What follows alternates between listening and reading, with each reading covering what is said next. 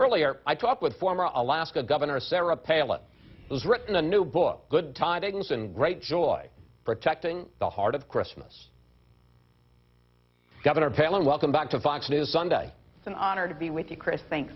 When you look at all the troubles with Obamacare, all the problems with the website, the millions of cancellations, a lot of other things, what's your takeaway? In a macro sense, what's the problem? Well, certainly the rollout itself and a malfunctioning website isn't the problem. Obamacare itself is the problem. You know, a road towards socialized medicine that's unaffordable and unasked for, unpopular, it's not workable. That's the problem. People want Obamacare scrapped. I think at this point, Chris, we don't even care if the website gets up and running. It's just going to prove to be an invitation to find out more problems as to Obamacare as a whole. You know, the president came into office, and I want to talk about this big picture, vowing to transform America with big government solutions like Obamacare, like cap and trade. Do you think all the debacle, and Kathleen Sebelius called it that, the debacle with Obamacare is a tipping point for that approach to government? I do. Thank goodness people are awakened from their slumber thinking that it's okay for government to deceive us and thinking that they can give us free stuff. There ain't no such thing as a free lunch, and people have opened their eyes now, understanding, oh, Tea Party patriots, they were right when they said that this big government policy crammed down our throat called Obamacare, it's not good for America.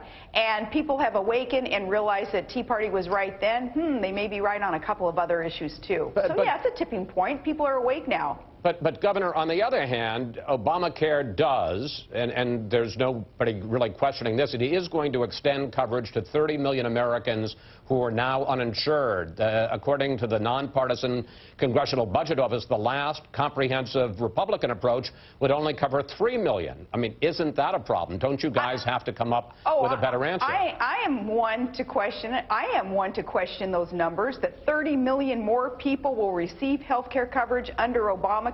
I question it. One, I don't believe a doggone thing coming out of Washington, D.C. anymore. And isn't that a sad state of affairs where a normal American has to be so cynical of what government and government reports are telling us, even if it is a nonpartisan report? Chris, no. Once that employer mandate kicks in after the new year begins next year, employer mandate, that's going to kick more and more people off private sector health care coverage that they had, at least up till now, been able to enjoy and been able to afford. There will be fewer people being covered under a sensible doctor-patient relationship-centered health care program under Obamacare than what we see today. I guarantee you that. Let me switch subjects on you. You talk about dysfunction in Washington. Senate Democrats this week changed the rules so that to confirm a presidential nominee, except for the Supreme Court, it will now take a simple majority of 51 votes instead of a supermajority of 60 votes.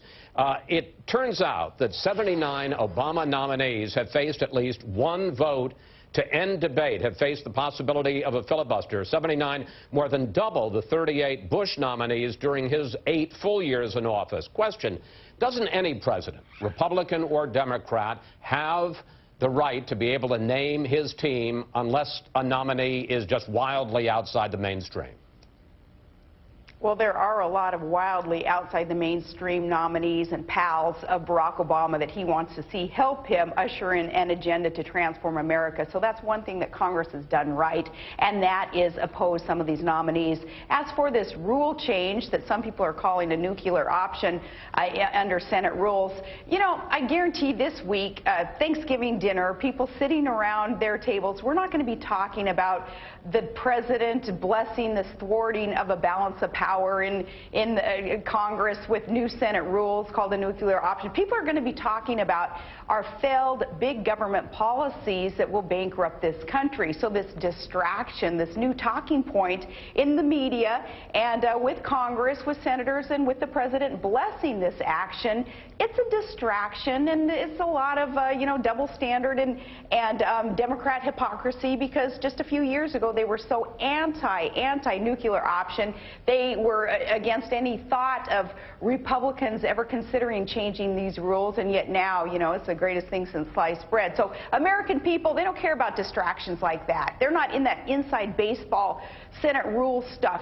They want government to be back on our side. They want it to get out of our lives, and in order to do that, we need those who will not fundamentally transform America, but will fundamentally restore what's right about America. We do that by having good judicial nominees and nominees in these regulatory agencies and elsewhere. So this new rule change, it stinks. All right. Let me ask you about something that when we told people that you were going to be on the show, a lot of us wanted to ask you about. It isn't pleasant, but you know where I'm headed. Martin Bashir, the MSNBC anchor, has had some ugly things to say about you. A couple of weeks ago, you made, frankly, I think fairly unobjectionable remarks, saying that comparing our debt to slavery and saying that eventually we're going to be beholden to our foreign masters. Mr. Bashir took great exception to that. He called you a, quote, world-class idiot, his words. And then he talked about a slave owner named Thistlewood who used to punish his slaves by having someone defecate, it's unbelievable, defecate in their mouths. And then he said this. When Mrs. Palin invokes slavery, she doesn't just prove her rank ignorance. She confirms that if anyone truly qualified for a dose of discipline from Thomas Thistlewood, then she would be the outstanding candidate. Governor, your reaction. That's funny because Bashir has invoked the analogy of slavery also. The definition of slavery is to be beholden to a master, and we will be beholden when that note is due, when we have taken from our children and our grandchildren and borrowed from China and other foreign countries in order to pay for our wants today. So we will be beholden to another master at some point here when that note's due. As for the, the networks condoning those type of statements, because there's been no punishment of the fella who said these words, that's hypocrisy. That's, a given, though. When a conservative woman says something that they take offense, they usually just kind of poo-poo it, laugh it off. It's no big deal. But as for personally taking shots like that, Chris, everybody in life takes shots. You have a decision to make when you take a shot. Are you going to become bitter or better? In a case like this, I don't have to accept his words, his vile, evil comments, so they don't have to affect me. I move on, and I charge forth. However, if Mr. Bashir or anybody else in this media elite bubble that they put themselves in were to attack someone who is defenseless, like a vulnerable child who does not have that podium, that microphone that God has blessed me to be able to express my opinion, if they don't have that type of platform to defend themselves, well, if you want to see a mama grizzly get riled up and slap that person down, then you come after a vulnerable child. In this case, he didn't come after a vulnerable child. I can defend myself, and, I can take it. A few days later, Bashir offered his apology. Here that is. I made some comments which were deeply offensive and directed at Governor Sarah Palin. I wanted to take this opportunity to say sorry to Mrs. Palin.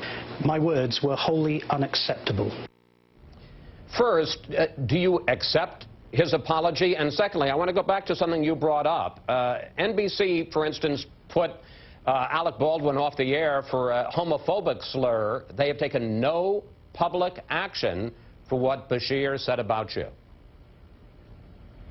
Well, that's the executive hypocrisy that is so prevalent in that media elite bubble, where it depends on the target of the vile rants. It doesn't depend on what the rant itself actually is.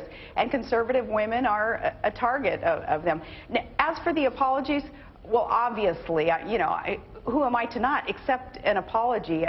Everyone must humble themselves and accept that offer to of apology. But as for the apologies, too, next time that they want to say such a thing and then get the attention that they were seeking after they've said it, and then they want to call and apologize to me in private, I'd like them to go through, say, Todd first, or one of my children first. Leave the message with them.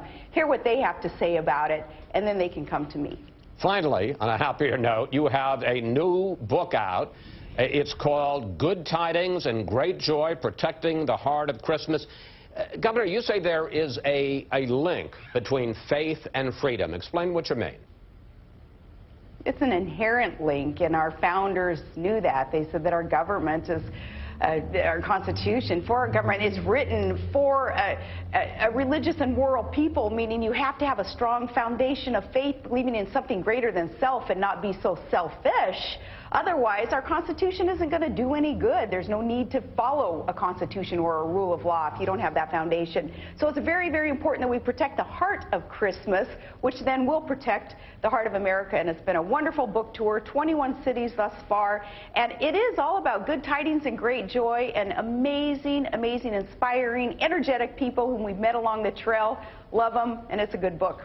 And finally, what's wrong with the idea of a business or a government at some level, in an effort to be inclusive to people of all faiths, saying Happy Holidays instead of Merry Christmas? Well, there's not a doggone thing wrong with saying Happy Holidays. Just like I say before Christmas, Happy Hanukkah. After Christmas, you can say Happy Kwanzaa. But as for Christmas itself, Jesus is the reason for the season, and Christ is the foundation of Christmas. So to have a double standard try to be applied to say, well, you just can't say Merry Christmas or invoke God or Bethlehem or an angel, anything spiritual when it comes to actually that day, December 25th, Christmas. Otherwise, somebody may take offense. It's a double standard, more hypocrisy, more nonsense. And I'm just saying, no, we're going to protect the heart of Christmas because Christ is what it's all about. Governor Palin, happy Thanksgiving and Merry Christmas to you and to all of the Palin family this year. Thank you so much. To you also.